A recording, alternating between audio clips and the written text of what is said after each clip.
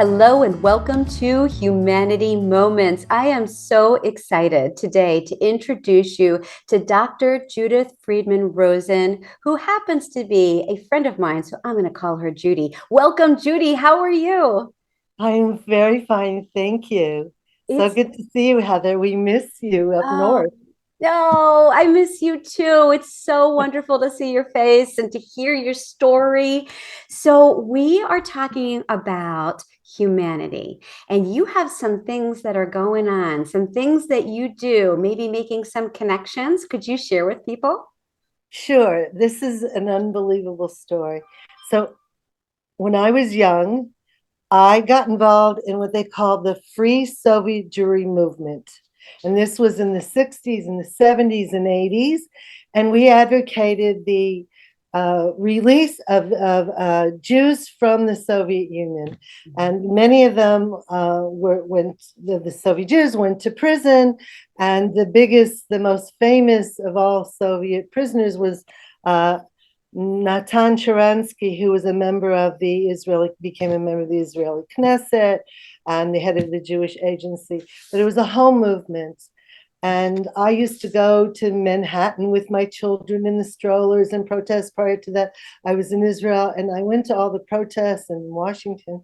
Fast forward, as a result, some people were able to come, and eventually my middle son met the daughter of one of these former Soviet Jews, and he married her. So all the grandchildren from that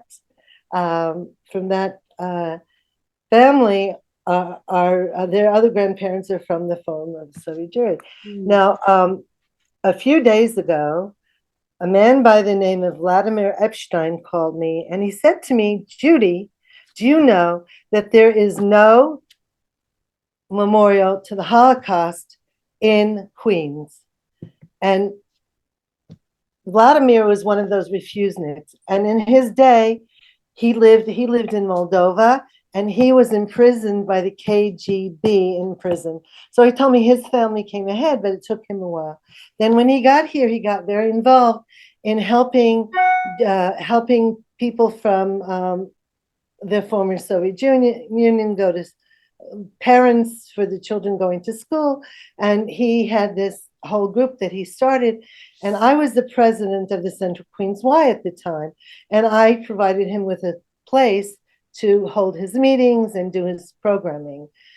And he called me the other day and he said, listen, some of us have gotten together. We want to put this Holocaust memorial up. Not only did people in Eastern Europe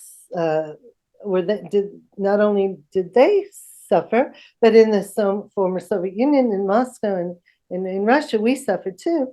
And we want to put a memorial, but it'll be more universal, reaching out to a lot of people, because in Queens, we have the most diverse population in one county in the whole United States. So we have people from all over the world right here. But there's a problem. We have no place to put it. So, Judy, what can you do for us? I said, Vladimir, no problem. So we called the borough president. I'm a vice president of the Queens Jewish Community Council. I called my president. I called a woman who was a former city councilwoman, and we're going to be meeting tomorrow to figure out if we're going to do it on the property of the Borough Hall or in the new High Line that they're building. I think it's a $35 million project in Queens. Where are we going to do it? But we're going to do it. No question. He said, are you sure? I said, I am certain. But the whole thing about life is about memory. And more people are forgetting and forgetting. And even now today, when they're taking down statues to here and there and whatever, the younger generation forgets what was. And our speaker said, well, and he's a Catholic that used to be a Protestant, our particular speaker, but he said, oh yeah, maybe there's too much Holocaust.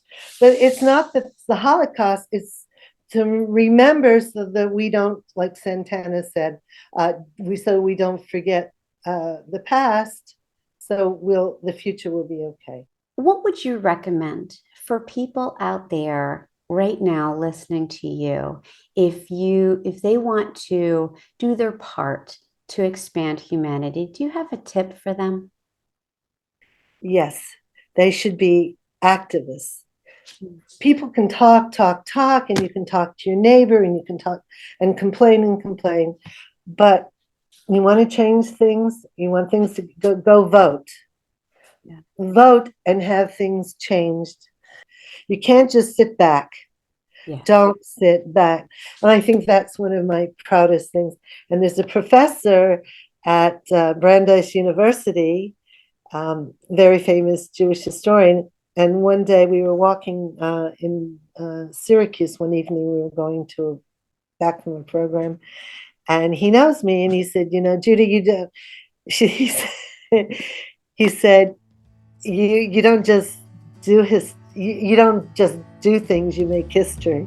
And I think that was like the proudest thing that I ever, ever experienced. So. Oh, I love that. You don't just do things, you make history, Judy. Dr. Judith Friedman Rosen, thank you so much for your time today on Humanity Moments. Well, thank you.